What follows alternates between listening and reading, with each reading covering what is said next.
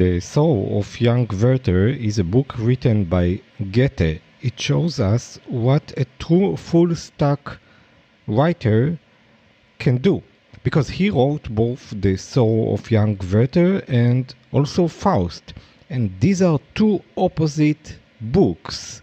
So The Sorrows of Young Werther is a romantic novel, simple to read, easy, very, very accessible to read, while Faust is a complex semi-tragedy. So in The Sorrows of Young Werther, it was written in 1774, while Goethe was 24 years old, and he wrote it in 4 weeks. This is basically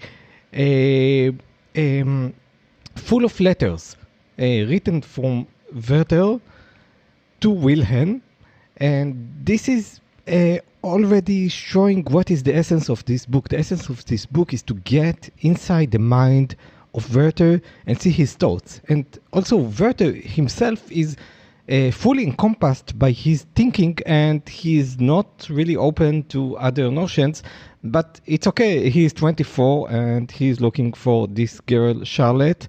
He really wants her, but she has married into a very practical person, Albert. And this also shows us the two extremes. Werther, which is like almost a semi-philosopher, while Albert is very practical. So Werther is very passionate about Charlotte, almost crazy. He's very emotional, he's very smart. It's a very powerful novel. He's almost inventing love in this novel, and he mostly talks. He does not listen, and this is the way that this book is describing it by a list of emails. I mean, a list of letters from Werther into Wilhelm. And actually, Wilhelm does not really respond to all these letters, and we don't really need his responses, because the whole book is encompassing Werther. So Werther is fully talking about Charlotte, how she is the most beautiful thing. He strives to her. She is the center of the universe. Basically, he is blinded. And this is like a rebellion, because he's fully romanticized by Charlotte. He does not see anything. He's fully passionate. It's a romance. It's a novel. And the year it was written is 774. So this is like the romanticism, the rebellion to the science and to the enlightenment. Because Albert is very practical. He's like representing the science, while Werther is representing the romanticism. So this book is almost some kind of a rebellion against the science.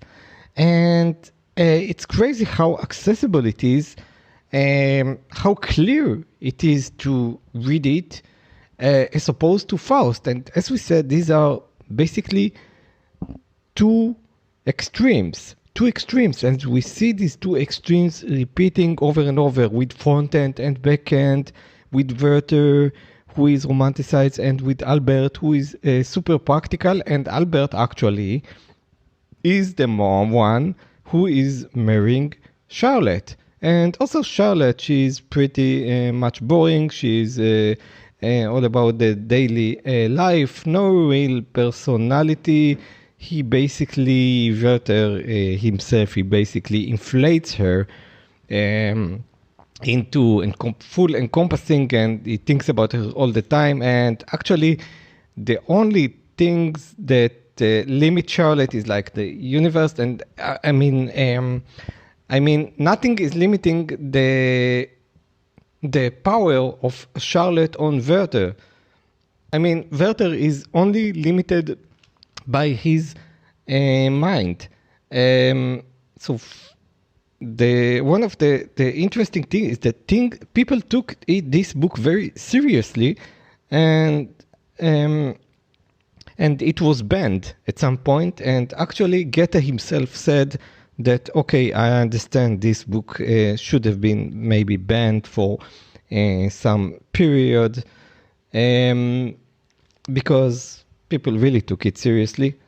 And some people committed suicide with the book inside their pocket and wore the same clothes that Werther has worn. So I think this was a very